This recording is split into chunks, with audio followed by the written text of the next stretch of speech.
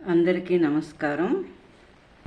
ఈరోజు దాశరథి శతకంలో తర్వాతి పద్యాల్ని చూద్దాము. మసగొని రేగు పండ్లకును మౌక్తికముల్ వెలవోసినట్లు దుర్వ్యసనము చెంది కావ్యము దురాత్ములకిచ్చితి మోసమయ్యే. నా రసనకు పూత వృత్తి సుకరంబుగ చేకురునట్లు వాక్సుధారసములు చిల్క పద్యముఖరంగమునందు నటింపవయ్య సంతసమును చెంది భద్రగిరి దాశరథి కరుణాపయోనిధి. ఓ శ్రీరామ, కరుణా సముద్రుడా, నీవు నా ముఖరంగమునందు నటింపవయ్యా అని వేడుకుంటున్నాడు ఈ పద్యంలో భద్రాచల రామదాసు. ముందుగా ఏం చెప్తున్నాడంటే, మసగొని రేగు పండ్లకును మౌక్తికముల్ వెలవోసినట్లు.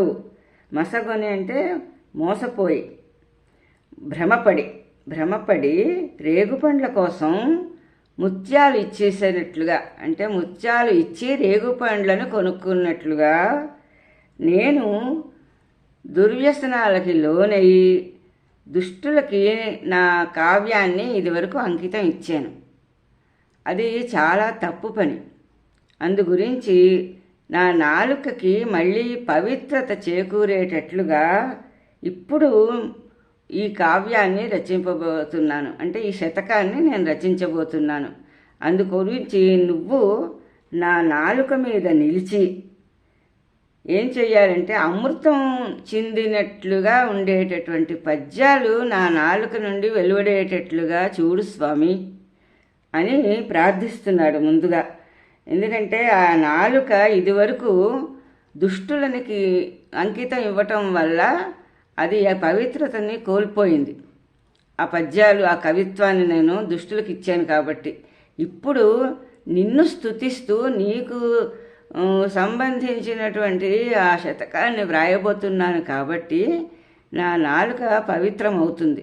నువ్వు ఎల్లప్పుడూ నా నాలుక మీద నిలిచి ఉండి, అంటే నా పద్యముఖ రంగమునందు, పద్యముఖ రంగము అంటే ముఖము అనేటటువంటి రంగస్థలం ఇది.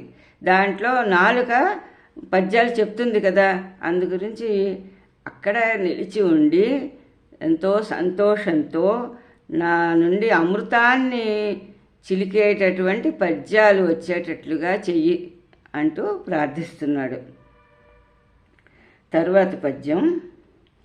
శ్రీరమణీయహార అతసీ కుసుమాభ శరీర భక్తమందార వికారదూర పరతత్వ విహార త్రిలోక చేతనోద్ధార దురంతపాత కవితాప విదూర ఖరాది దైత్య కాంతార కుఠార భద్రగిరి దాశరథి కరుణాపయోనిధి. శ్రీ అంటే కాంతి చేత, రమణీయ మనోజ్ఞమైనటువంటి హారములు కలవాడా అంటే మణిమయాలైనటువంటి దగదగా మెరుస్తున్నటువంటి హారాలు ధరించి ఉన్నాడు కదా. అందు గురించి ఎంతో అందమైనటువంటి రమణీయమైన కాంతితో వెలుగొందుతున్న హారాలు ధరించినవాడా. అతసీ కుసుమాభ శరీర. అతసీ కుసుమము అంటే అవిసె పువ్వు. అవిసె పువ్వు చాలా సుకుమారంగా ఉంటుంది. అందు గురించి అటువంటి సుకుమారమైనటువంటి శరీరం కలిగి ఉన్నవాడా. భక్తమందార, నీ మీద భక్తి ఉన్నటువంటి వాళ్ళకి కల్పవృక్షంలాగా వాళ్ళ కోరికలన్నీ తీరుస్తూ ఉండేవాడా. వికార దూర, వికారాలకి అంటే ఎన్నో రకాలైన ప్రాపంచిక వికారాలు ఉంటాయి. సుఖాలు, దుఃఖాలు, తర్వాత కామ, క్రోధ, లోభ, మోహ, మద, మాత్సర్యాలు ఇవన్నీ మానవులకు ఉంటాయి. కానీ శ్రీరాముడికి అటువంటి వికారాలేవి ఉండవు. ఆయన వికారాలన్నింటికీ దూరంగా ఉంటాడు. అందు గురించి వికార దూర, వికారాలన్నింటికీ కూడా దూరంగా ఉండేవాడా. పరతత్వ విహార, పరతత్వం అంటే పరమాత్మ స్వరూపం. ఆ పరమాత్మ స్వరూపంకి స్థానమైనవాడు.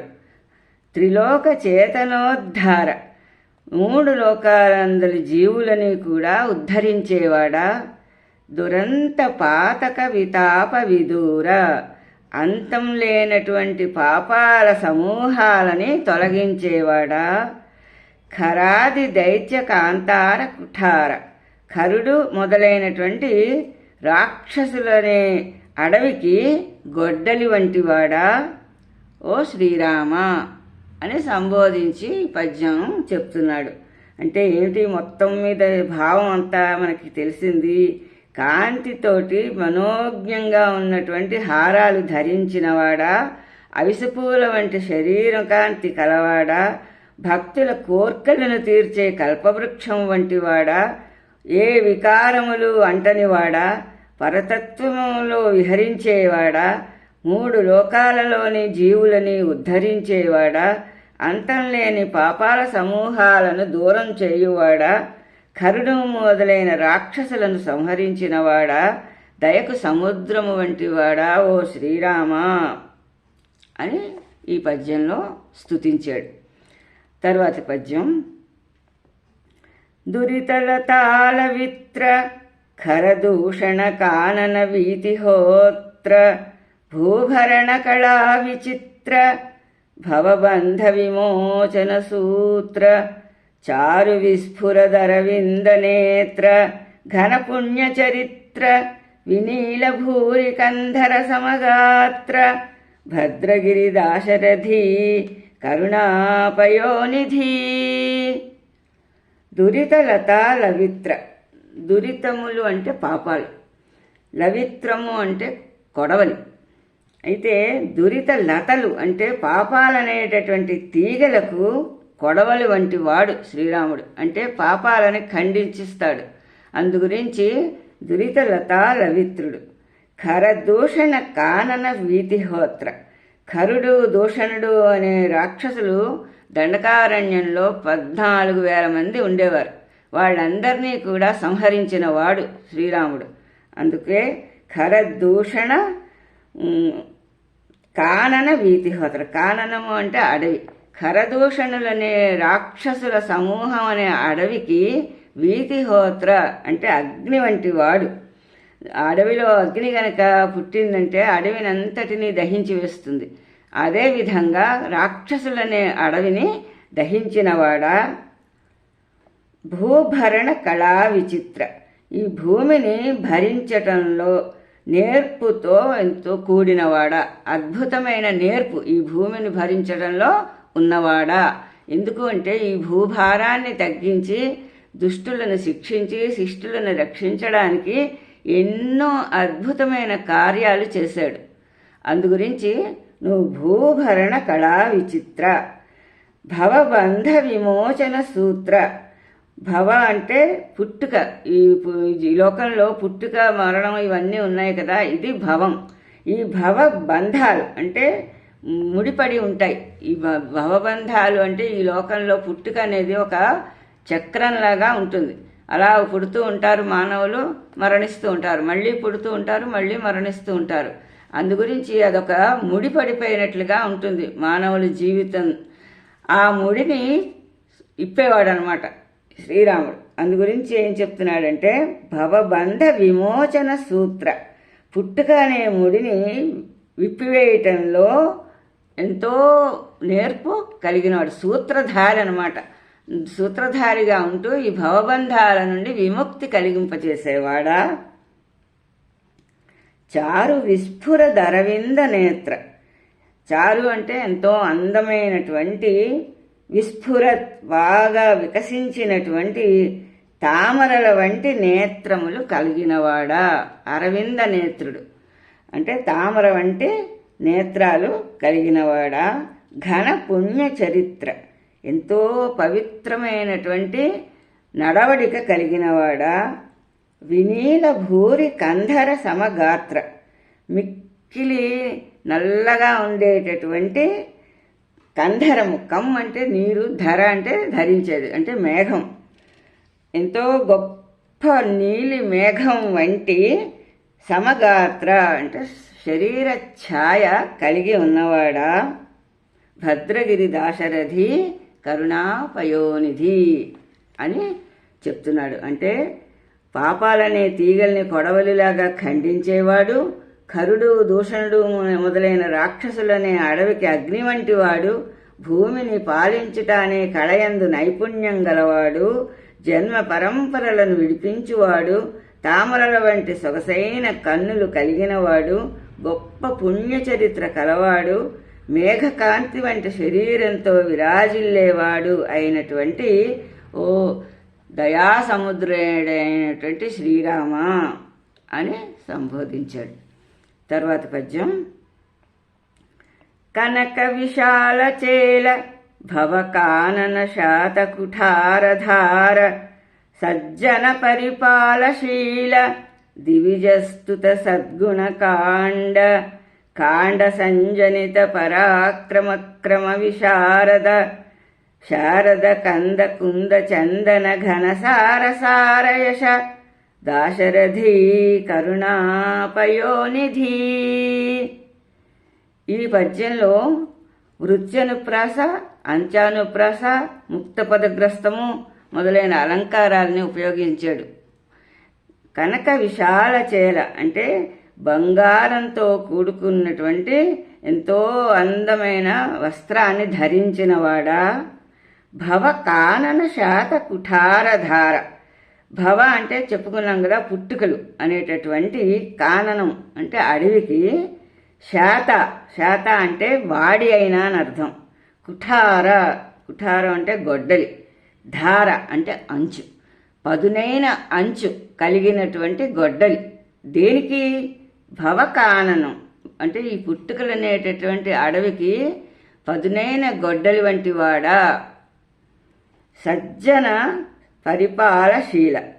సజ్జన అంటే సత్పురుషులను పరిపాలన రక్షించుటయే శీల స్వభావంగా కలిగినవాడా. ద్విజస్తుత సద్గుణ కాండ.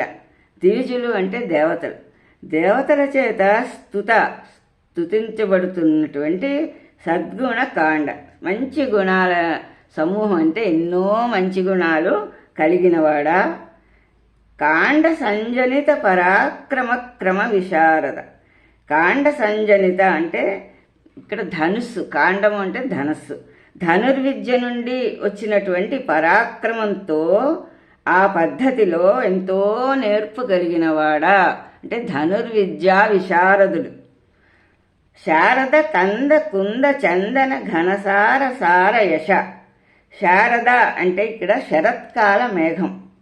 ఆ శారద కందము, కంద అంటే ఇక్కడ మేఘం అని అర్థం. ఎందుకు అంటే కమ్ అంటే నీరు అని అర్థం ఉంది, దా అంటే ఇచ్చేది, అందు గురించి కంద అంటే మేఘం. శారద కందము అంటే శరత్కాలంలో ఉండే మేఘం. శరత్కాల మేఘం తెల్లగా ఉంటుంది, ఎందుకంటే అప్పటికి వర్షాకాలం వెళ్ళిపోతుంది, అందువల్ల నీరు ఉండదు మేఘాల్లో. ఆ నీరు ఉండకపోవడంతో తెల్లగా ఉంటాయి మబ్బులు. అందుకని శారద కందము అంటే శరత్కాల మేఘము, కుందము అంటే మొల్లపూలు, చందనము అంటే గంధము, ఘనసారం అంటే కర్పూరం. ఇలాంటి శ్రేష్టమైనటువంటి వస్తువులు ఉన్నాయి కదా, తెల్లగా ఉంటాయి ఇవన్నీ. అటువంటి యశస్సు కలిగినవాడా, యశసార అంటే అటువంటి యశస్సు కీర్తి కలిగి ఉన్నవాడా ఓ శ్రీరామ. బంగారుతో కూడినటువంటి అంటే బంగారు జరీ వస్త్రాలు ధరించినవాడా, సంసారం అనే అడవికి వాడి అయిన గొడ్డలి వంటివాడా, సజ్జనులను పరిపాలించుటే స్వభావంగా కలిగి అదే దీక్ష పూనినవాడా, దేవతల చేత పొగడబడే గుణాలతో విరాజిల్లుతూ ఉండేవాడా, ధనుర్విద్యా పరాక్రమ పాండిత్యం కలిగినవాడా, శరత్కాల మేఘములు, మొల్ల పువ్వులు, గంధము, పచ్చకర్పూరముల వలె ఎంతో శ్రేష్టమైన తెల్లని స్వచ్ఛమైన కీర్తితో ప్రకాశించేవాడా ఓ దశరథరాజ తనయా, దయకు సముద్రము వంటివాడా ఓ భద్రాద్రి రామ అంటూ ఈ పద్యంలో స్తుతిస్తున్నాడు. ఆ తర్వాత పద్యాలు మళ్ళీ రేపు చెప్పుకుందాము. అంతవరకు సెలవు. నమస్కారం.